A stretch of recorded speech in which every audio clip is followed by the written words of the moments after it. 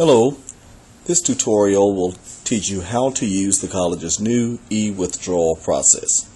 You simply begin by typing in the LawsonState.edu in your browser. As you've gotten there, click Admissions.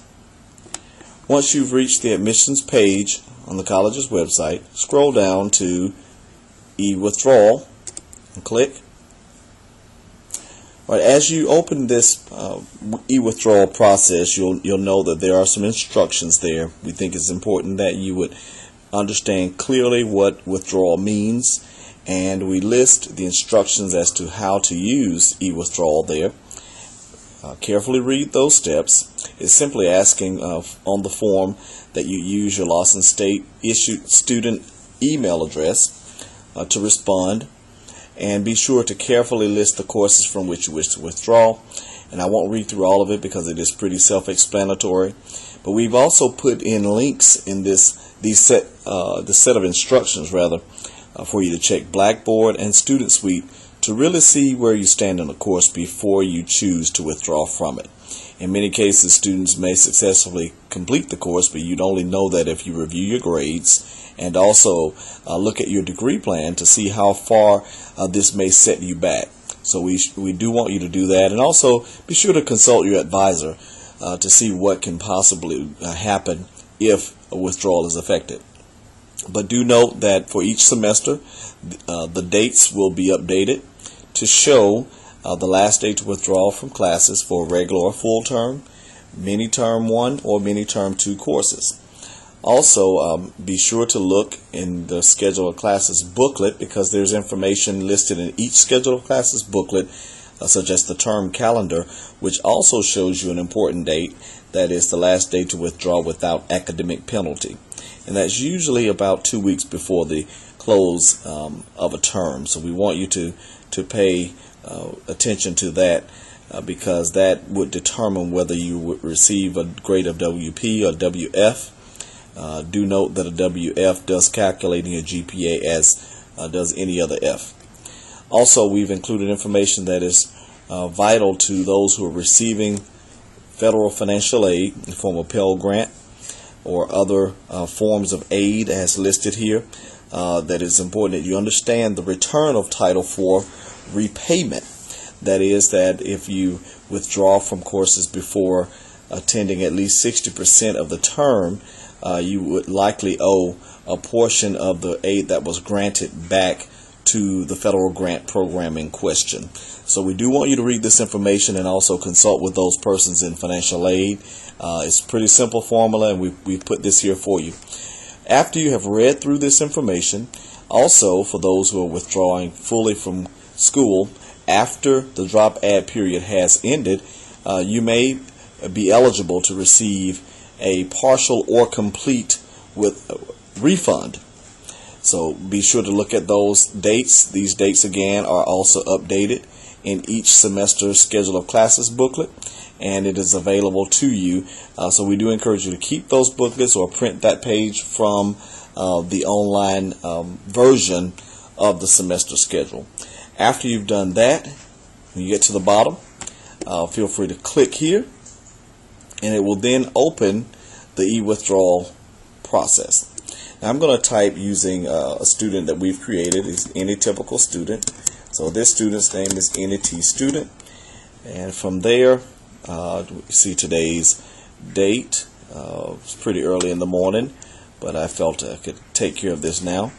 This student's email address is going to be a student 1949 at students.lawsonstate.edu. Student number,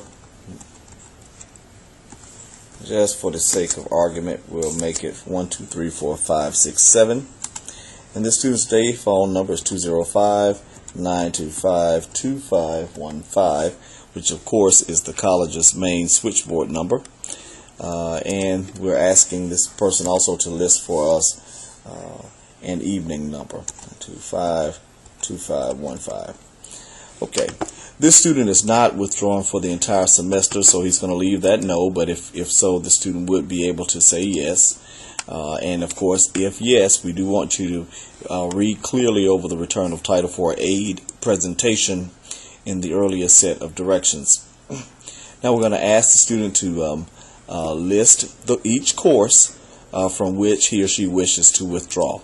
Let's just say the student found English composition rather challenging.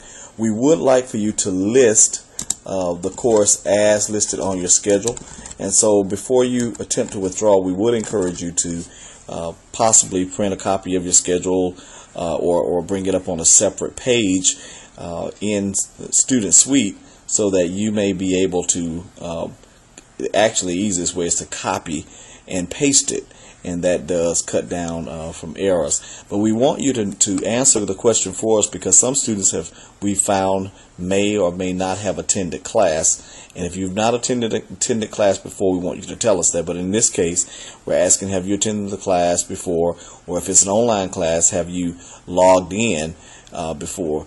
Click yes and then proceed on. The student is only going to withdraw from one course, so that's fine. And of course, we've listed enough spaces. Just perhaps if you've taken 8 courses, you would list each course in the box. And again, the easiest way to do that is to just copy and paste. Now, it's important for you to note that we're asking you to list English 101 or ENG 101 and the title of the course, because we're finding in some cases students may have multiple courses with the same prefix and not really understand which course is which. So if you list them both, we find that it's more clear that you understand which courses, or course rather, you're actually wishing to withdraw from. So help us out with that by listing this information clearly. After you've done that, we want you to have read this information. And so if you've not and you want to have time, you can click and it'll take you all the way back to the instructions if you like for either one of those processes: the process or policy for withdrawal in general, the return of Title IV aid, and the refund policy. Please note, for refund, a student is only eligible for a refund if you're completely withdrawing from college. Withdrawing from 1 or 2 courses does not entitle you to a refund, and of course the refunds are also contingent upon the actual dates.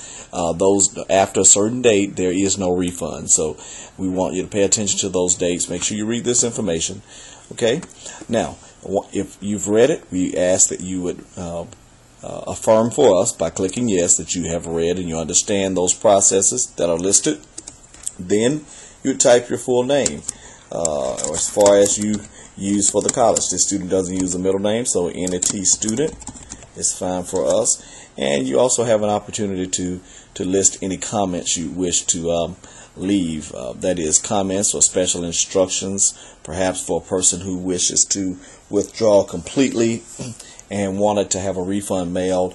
You may say, please mail refund to my home address, and this student can list that address if he chooses.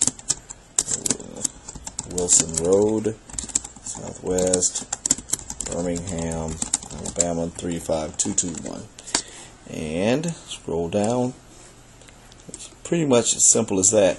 And do note that we've made a note here that after submission, you'll receive an email from the registrar's office within 1 business day confirming your withdrawal. And we do ask, if you like, you may feel free to email to just withdrawal@lawsonstate.edu if you do not receive confirmation after 1 business day has passed. So we're committed to working with you, so help us with that. So after you've done that, you must view the graphic to ensure that this is not spam. We will not receive your email if you don't put in this information as it appears and submit the form.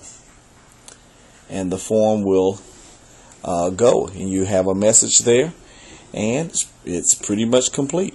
So that's simply how you could do so. Now, as you close out, you also have an opportunity to click here to go to Student Suite if you'd like to log in and see exactly where you stand. So you may log in at Student Suite to see other information, and we do encourage you to go back to Student Suite after you receive the email from the registrar's office to confirm the withdrawal.